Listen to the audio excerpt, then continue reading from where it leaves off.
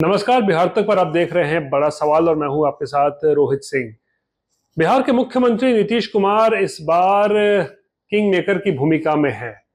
King बनने का अगर उनका कोई सपना रहा भी होगा तो वो सपना तो पूरा नहीं हो रहा है, लेकिन किंग मेकर की भूमिका में नीतीश कुमार इस बार है और उन्हीं के सांसद जो तक 12 की संख्या में है और साथ ही साथ चंद्रबाबू नायडू की पार्टी टीडीपी, उनके 16 सांसदों के बदौलत ही नरेंद्र मोदी तीसरी बार प्रधानमंत्री की शपथ लेने जा रहे हैं। संभवतः 9 जून को जो है वो शपथ ग्रहण कार्यक्रम होने जा रहा है।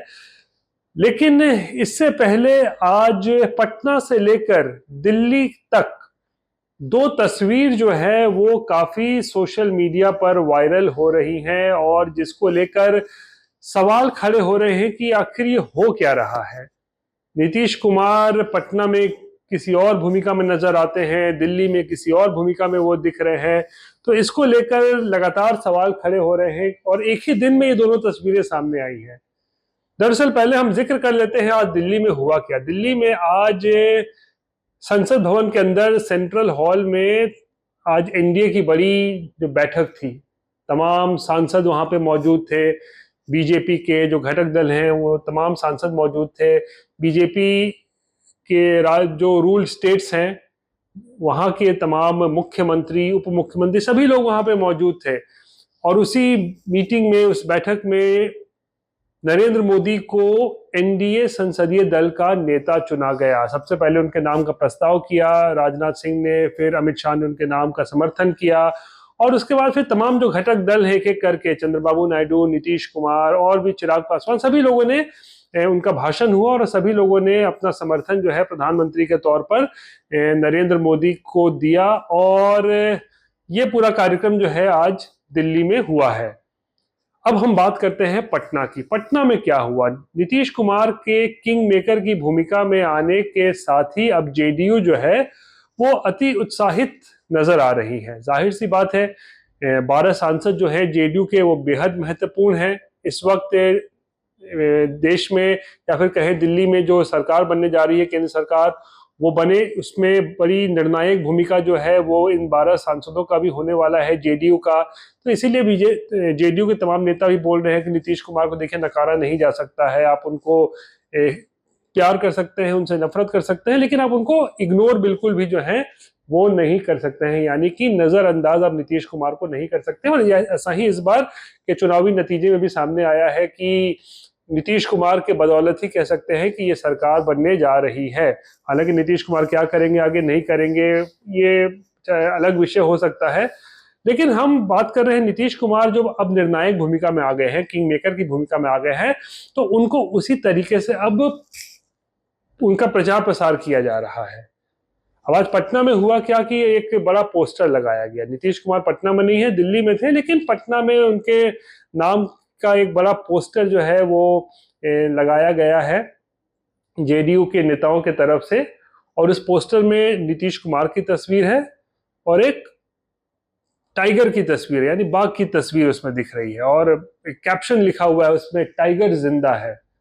यानी सलमान खान की जो फिल्म थी टाइगर जिंदा है, उसी से प्रेरित होकर नीतीश कुमार को यहाँ पर टाइगर की भूमिका में दिखाया गया है। साथ ही एक टाइगर की तस्वीर भी है और लिखा गया है टाइगर जिंदा है। यानी कि स्पष्ट रूप से मैसेज ये देने की कोशिश की गई है कि अगर नीतीश कुमार हो सकता है उम्र दराज हो गए हों, 73 साल की उम्र में पहुंच गए हों, लेकिन उनको नजरअंदाज बिल्कुल भी नहीं किया जा सकता है। वो एक टाइगर है और जो लोग उनको नजरअंदाज कर रहे थे, जिनको लग रहा था कि नीतीश कुमार अब की राजनीति अब समाप्त होने वाली है या अब खत्म हो चुकी है लगभग, तो वो एक बार फिर से बाउंस बैक उन्होंने किया है। और इसीलिए ये पोस्टर लगाया गया है जहां पर नीतीश कुमार को दिखाया गया है ये कि टाइगर जिंदा है, यानी नीतीश कुमार अभी जिंदा है। इस तरीके से उनको महिमा मंडित जो है किया गया है। चलिए, अच्छी बात है, सभी दल का ये हक होता है कि वो अपने नेता का महिमा मंडन करे।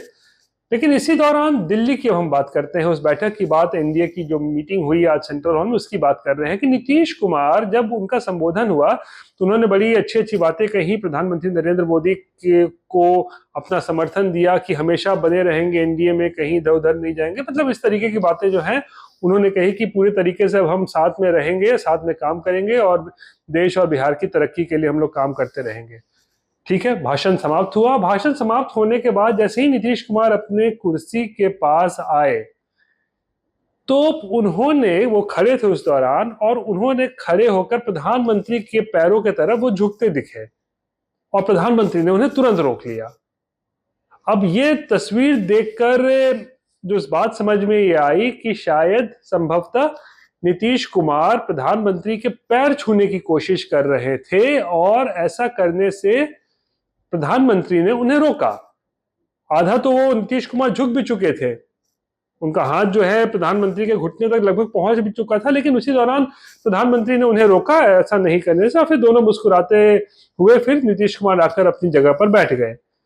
ऐसा पहली बार नहीं हुआ है इस लोकसभा चुनाव में। एक जनसभा के दौरान जहां नीतीश कुमार और प्रधानमंत्री मौजूद थे, वहां भी एक तस्वीर बड़ी वायरल हुई थी जहां पे नीतीश कुमार प्रधानमंत्री के पैर छूते हुए या संभवतः छूने की कोशिश करते हुए जो है वो नजर आ रहे थे। उसको लेकर भी बड़ी चर्चा जो है वो हुई थी।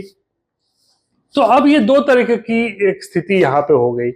एक तरफ पटना में ये दिखाया गया कि टाइगर जिंदा है, यानी नीतीश कुमार अभी टाइगर हैं और वो जिंदा हैं और उनकी एक बड़ी भूमिका है राजनीति में, उनको नजरअंदाज बिल्कुल भी नहीं किया जा सकता है।